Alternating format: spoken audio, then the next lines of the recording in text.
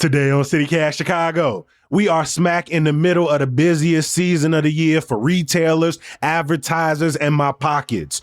So we're revisiting a conversation I had earlier this year with Axios reporter Justin Kaufmann when we sat down and discussed some classic jingles, iconic characters, and some of the most legendary commercials in Chicago history. It's Monday, December 23rd. I'm Jacoby Cochran, and this is what Chicago's talking about.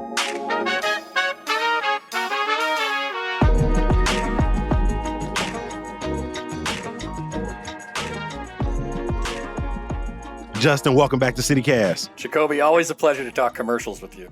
No, always, my friend.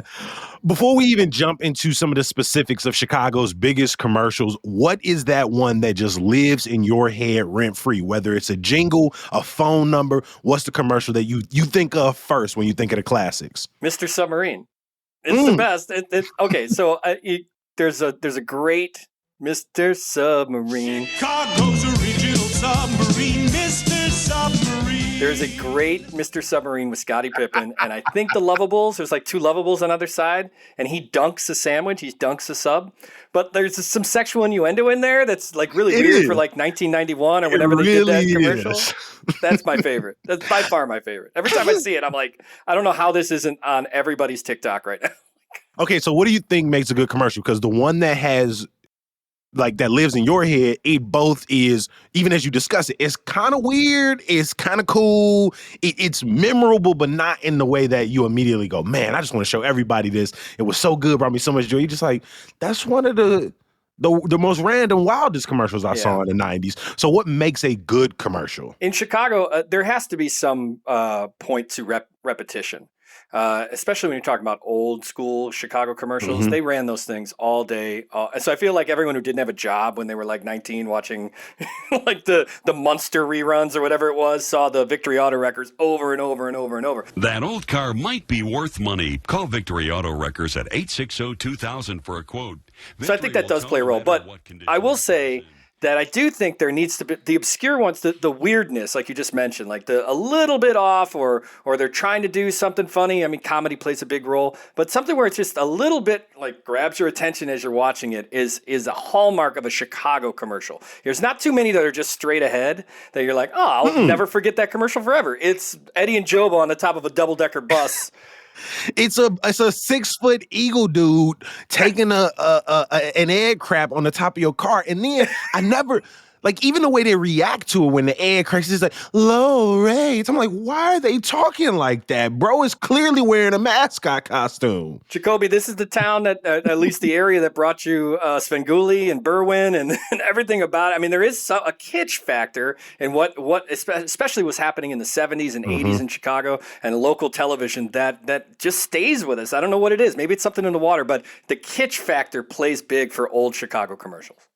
Anybody who has been listening to CityCast for a while, they might remember our classic Chicago jingles commercial.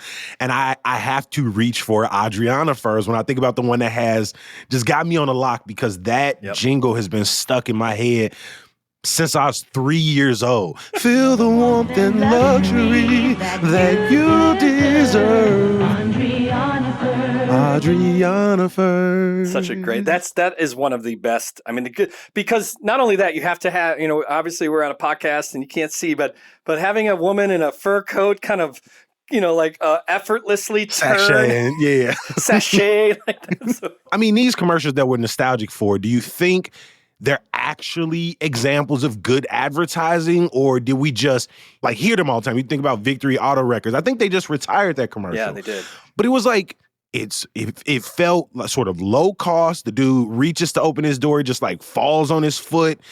And I was like, I see it all the time, but I don't know. Is that a good example of a commercial? Yeah, I don't know if more people scrap their cars to Victory Auto Wreckers because of commercial, but you're absolutely right. I mean, they follow a format, and a format is usually a jingle. You're talking about a 60s, 70s, 80s commercial. It's changed nowadays than before, but there was a format of the jingle. There was a format of get that phone number or whatever you're trying to hawk in front of people so fast.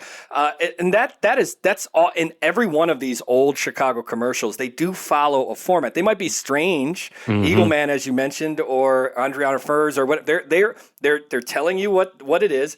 They're telling you why it's important. Most of the time, they'll give you a little cutout of why it's on sale, and then they give you a jingle. Great one to think about is Empire Carpet.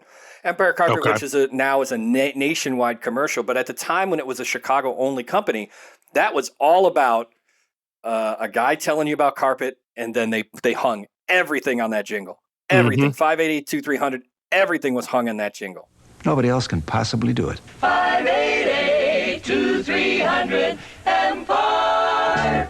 Empire Carpets was actually the winner of the Axios Chicago Best Chicago Commercial of All Time bracket. And I don't agree with that. Like I would not consider that to be the kitschiest Chicago commercial of all time. I get why people did. And a lot of it is because... Who did you think should win? I was a big fan. Adriana Furs is a great one. I thought Eagle Man and Victory Auto Wreckers. And I'm like I said, I'm partial to the Mr. Submarine Scottie Pippen like commercial. And I also did, but the 16 any of the 16 that were there at the beginning probably had a chance to win. But Empire Carpet wins because of what I consider to be the routine effect. So at that time, people forget about this, that Chicago, Channel 9 would air the Cubs and they would air the White Sox, but mostly the Cubs over in the day games, right? So many people were watching daytime television that may not have been watching before. And Empire Carpet sold that spot. I mean, how many times do you see Empire Carpet during Cubs games? Facts. And so that's specific to a Chicago feeling and a Chicago time when people are watching day games on Channel 9.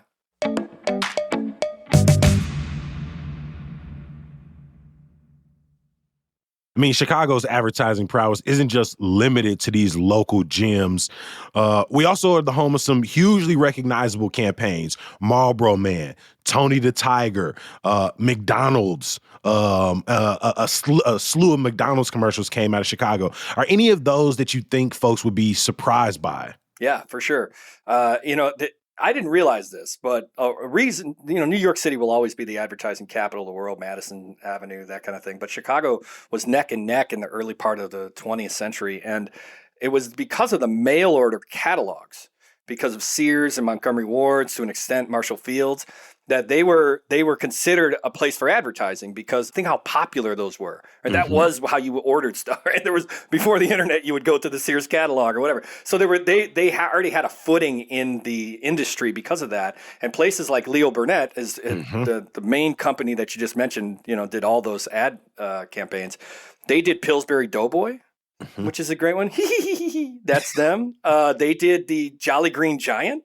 All that stuff was out of Chicago at that time, and it's impressive when you look at the lineup, because you're like, those were not just great commercials. There were significant commercials in the zeitgeist. Like when we think about what was a great commercial in the '80s, a lot of them were coming out of Chicago. Why do you think Chicago became the home of such memorable advertising campaigns, big and small, even after the sort of catalog heyday kind of tampered down? Honestly, you don't see too much made of this, but Chicago has been a major landing spot for young, creative, comedic talent.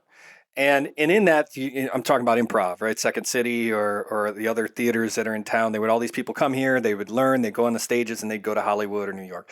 And for a long time, and I know this, personally, places like Leo Burnett or DDB or any of the other ad agencies that were downtown hire improvisers to be ad people, and then that was almost like a career choice. So if you're doing improv classes at Second City, you're like, well, maybe I can get on with Leo Burnett, and they, like I'll do some improv in a conference room, and they'll use it as as the next ad. So I do think there's something in the water here when you're talking about like all the comedic talent that comes here from around the country to study at Second City, to try and make it to the stage, to then get on Saturday Night Live. Another option is to go into advertising, because it's the same concepts of you're creating things that are memorable, using a lot of charming skills like comedy and improv, and so many improvisers I know personally have sort of fulfilled careers in advertising because of that.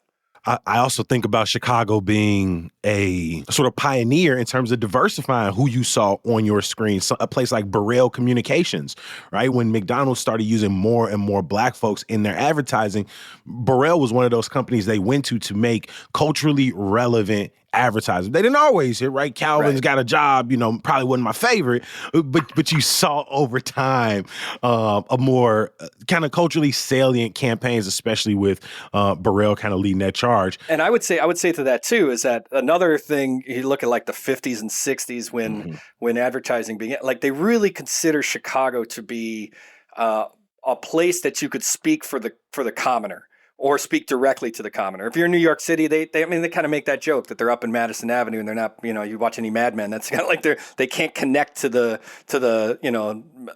real person in America. And Chicago was closer. Like it's a much different experience of having an industry in the Midwest. I mean, what do we lose in this new day of advertising? Like, will Gen Z be looking at the ads of today, 20 years from now? Are we building nostalgia, particularly on a local level? Yeah, absolutely lose, because it costs a lot of money.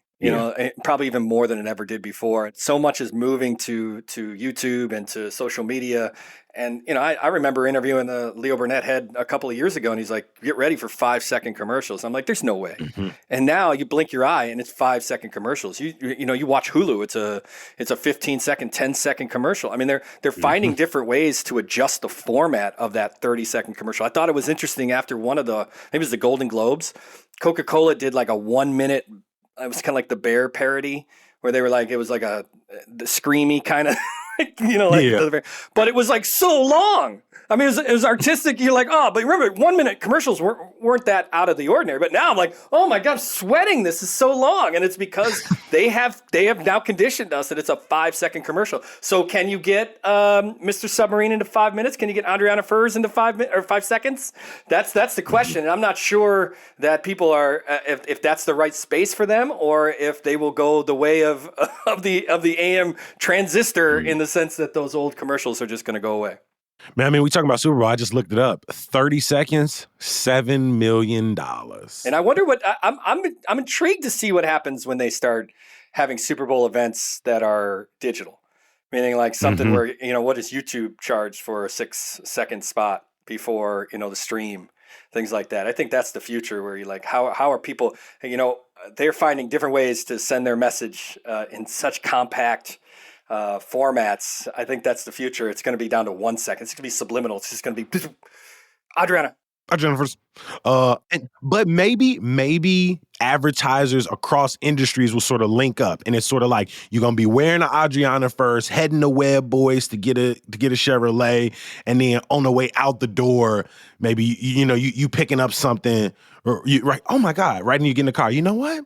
I need to call Empire, check in on my new car. Right. And so maybe it'll be like a 3-for-1, 1 30-second commercial, 3 advertisers in one. Don't give it away, Jacoby. Don't give it away. This is our new business. We read the new advertising. Don't give the stuff away for free. Let's do it. Justin, we know you love a little sound quiz, so we got one for you. And so we want to see, can you name what these commercials are selling? And we had to go a little bit obscure, because even just in this conversation, you was dropping nuggets. I mean, some of these, you might have already mentioned them. Let's see. And so we wanted to see how well you know Chicago commercials. Let's start off with the first one. En la reina de los toros, valor y habilidad crean el destino. También en la reina de la ley. Si usted tiene un asunto legal sobre un accidente en el trabajo o en el carro, usted necesita abogados bilingües, los toreros de la ley. Rápidos. We tried to stump you, so we put it in Spanish. That's a tough one. That's a car commercial, but who is it? Oh, you can't guess it off top? That is, in fact, a commercial for a very famous lawyer in Chicago. My name is Peter Francis Geraci. You can listen to my free 24-hour bankruptcy and Peter Francis Geraci. In Spanish. Oh, yeah. Okay. And like it's him reading it straight up, sort of giving his American Spanish. I love it. That's a good one, man. That's good. I have not heard that one. That's good. You stumped me right out the gate. All right, here is number 2. What is this former Chicago athlete selling in this commercial? This is 1 6-footer. I can't handle one-on-one. Ladies, let's have a party. This is what I'm talking about. It's ridiculous. This is one 6-footer I can't handle. I'm like, yeah, it's a basketball reference, but like the looks, you're like, what? What are you talking about? Who talks like that, Scotty? That's a Mr. Submarine commercial. That's what I mean. And then it ends with him like dunking the sandwich, which is so weird. Like in like it's slow-mos, and he like dunks it, and you're like, I don't get any of this. Like they're just like, we got Scottie Pippen, so we got an hour to shoot this thing, so let's shoot it. During the mid-90s, when Jordan was getting like Be Like Mike and Gatorade, Scotty was getting all the secondary stuff. So he was getting like Scottie Pippen Dodge, like up on Western, and then he had this commercial. I love that this can become a series. It started off with jingles, overall class commercials, and then part 3 is going to be very niche. It's just going to be Scottie Pippen deep cuts. Just Scottie Pippen commercials. All right. For a slightly different take, what is the formal name of this famous character that came out of Chicago's Leo Burnett in 1965? Try butter-flavored crescents. Fresh and hot. And Pillsbury says it best. So that's the Pillsbury Doughboy, right? Mm-hmm. What's his formal? Let's even like his formal name. I didn't know this until I heard this. Mr. Pillsbury or something like that. Apparently, his name is Poppin' Fresh. And who are you? I'm Poppin' Fresh, the Pillsbury Doughboy. May I have this dance? I ain't know bro had a name. I'm not even gonna hold you. Apparently, it was a whole series with his name, and it was inspired by the sound it makes when you open the canister. And tap it onto the counter. Of course, sure, yeah. I don't know. I like to pop it in my hand. I like to unravel it and just. I'm with you. I'm an unravel guy. Yeah, I like to see it kind of like squeege out, and then I like to sort of continue to turn it my damn self. Justin, I appreciate you sitting down to talk about some classic Chicago commercials and take the City Cast ad quiz. You're the best. You guys are the best. It's so much fun. I could do this all day.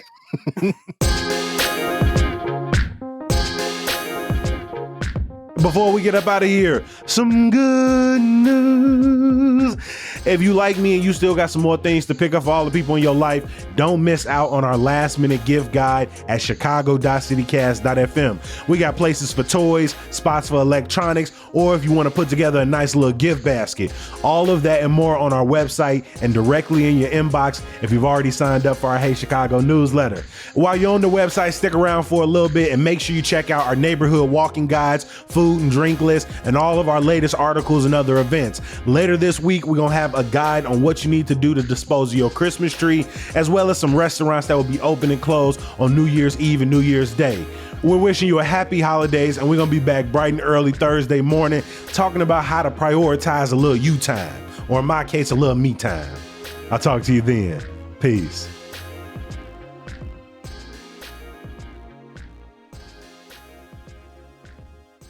I'm not gonna lie, the more and more I hear older and current Scottie Pippen stories, the more I start feeling bad, G. Like, I understand why he keep flip-flopping on his love for Mike, G. And I get that while right now it sits in the absolute gutter. I just feel like he had a really bad agent. Because it's like, contractually he got robbed. Yeah, robbed. He got robbed. But even this, like they're like giving Jordan like Coca-Cola, McDonald's, Gatorade, and they're like, Scotty, you on Dodge and Mr.